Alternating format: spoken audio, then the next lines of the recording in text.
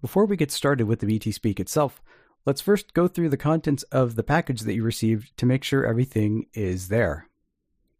When you open the box, the first thing you will find, of course, is the BTSpeak itself. If you ordered the custom leather carrying case from Blazy Technologies produced by Turtleback, your BTSpeak will be packed inside that case, ready for use. If you did not order a case or would like one, Blazy Technologies does sell it for $92.95.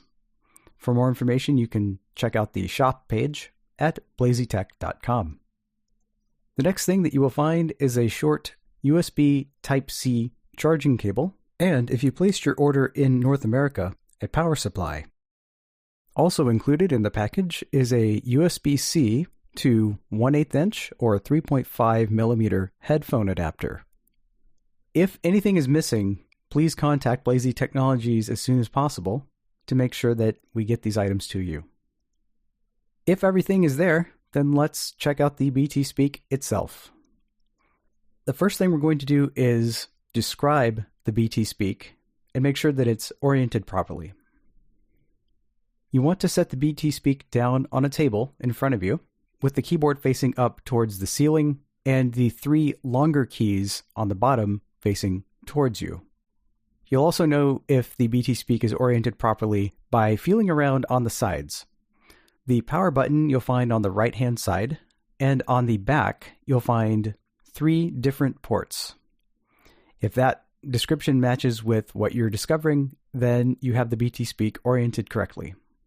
So now let's describe the BTSpeak itself.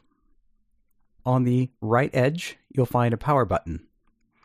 This button is recessed slightly in between 2 small nibs. These are not buttons, these are just bumpers to help you orient yourself to finding the power button.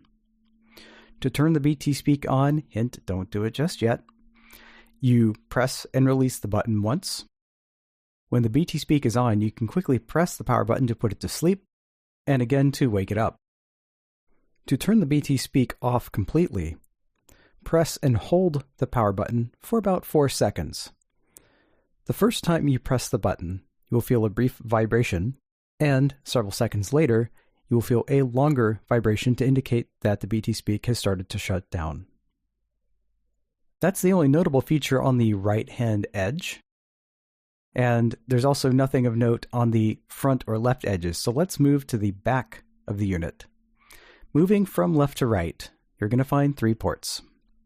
The first one is a micro HDMI port, which you can use to connect the BTSpeak to a monitor or a television in case there's somebody sighted that would like to use the device and may not know Braille.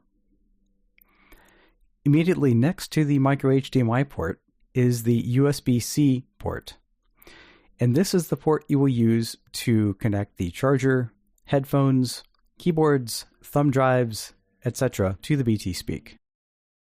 Also notice that there's a raised line above this port and not the micro HDMI port.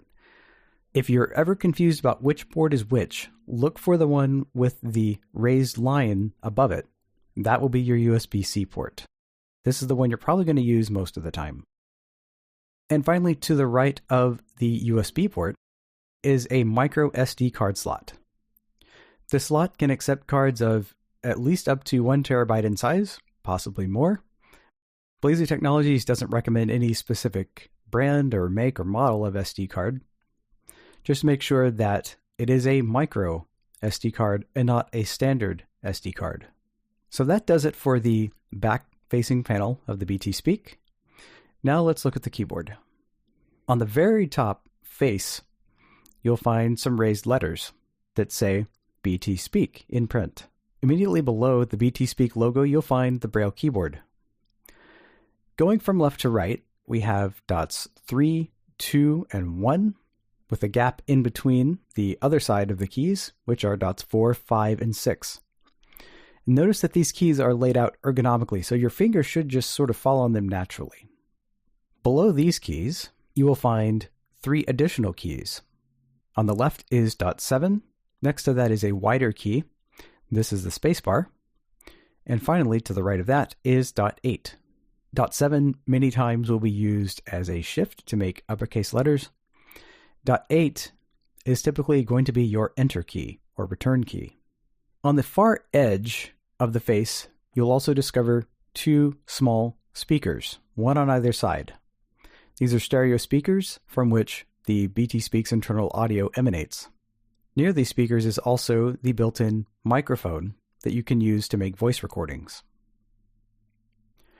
That pretty much does it for the physical description of the BT Speak. Before we power it on, if you just received your unit, we recommend connecting it to the charger for a while first, just to ensure that the battery is topped off and ready to go. To do this, take your USB-C cable that you received, plug one end of it into the wall charger, and of course you'll want to plug the wall charger into a power outlet, and the other end into the USB-C port on the BT Speak. Again, this is that port with the ridge above it. Give it approximately 30 minutes to an hour to charge, just to be sure everything's ready.